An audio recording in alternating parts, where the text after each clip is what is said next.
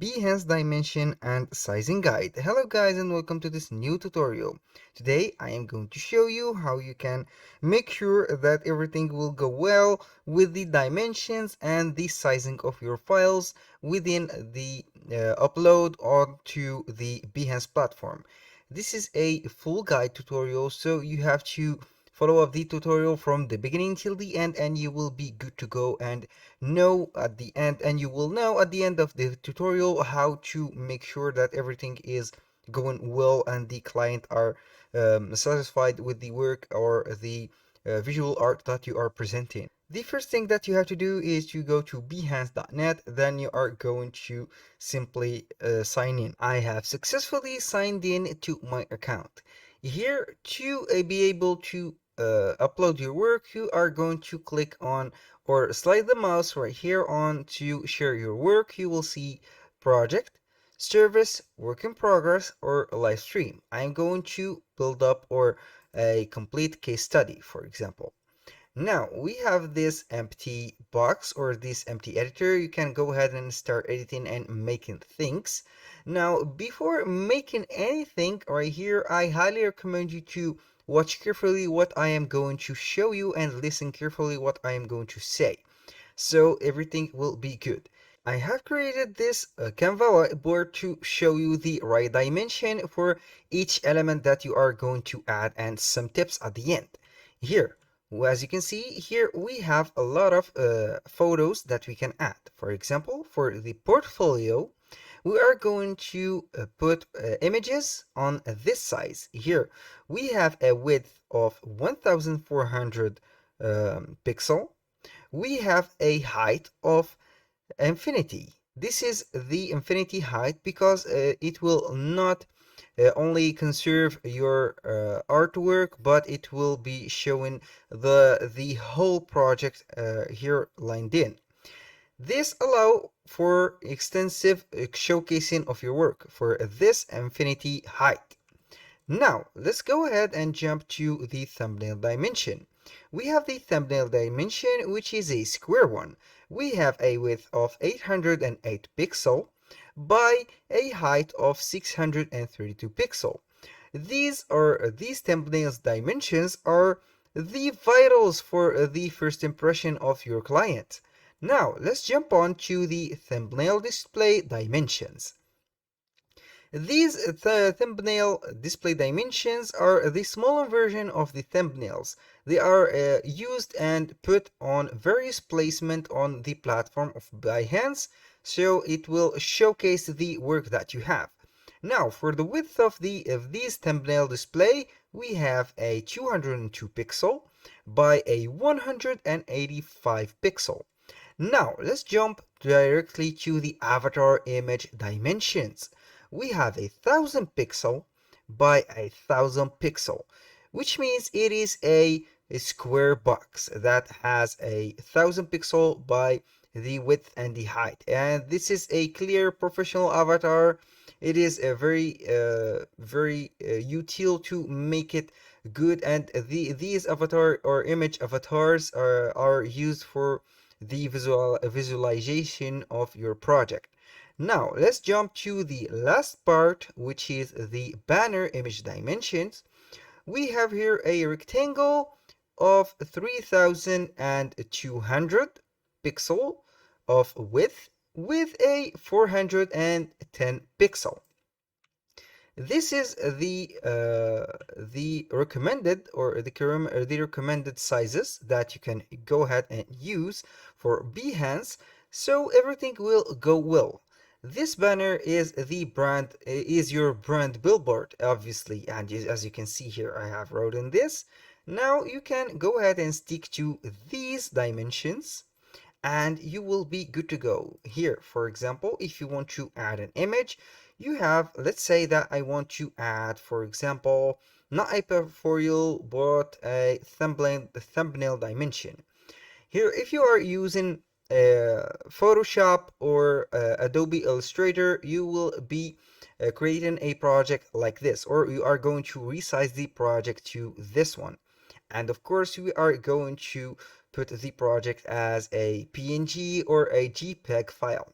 Now let's go ahead and make an example on Canva and see how much is a 808 pixel by 632. Now I'm going to Canva, for example, click and create a design, custom size. We have a width of 808 and a height of 632.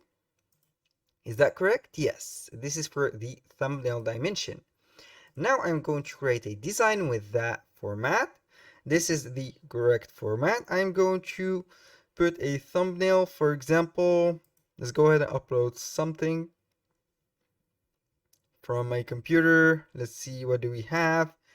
I'm going to put, for example, this as a thumbnail. This one is for a thumbnail. I'm going to make it wider and bigger. Let's zoom a little bit right here, and here we go. This is the thumbnail. For example, I'm going to add, or I'm going to put the file here as a PNG. Now the processing is completing. It will load up or upload the image soon. I'm going to refresh the page and we'll see here. Now this was an example for the thumbnail. Now let's go and see the size of let's see here, avatar image dimension, which is a square one, and this is obvious and not needed to be shown. And for the thumbnail display, dimension is 202 by 1, 202 by 158, and create a design. And as you can see, this is a small piece.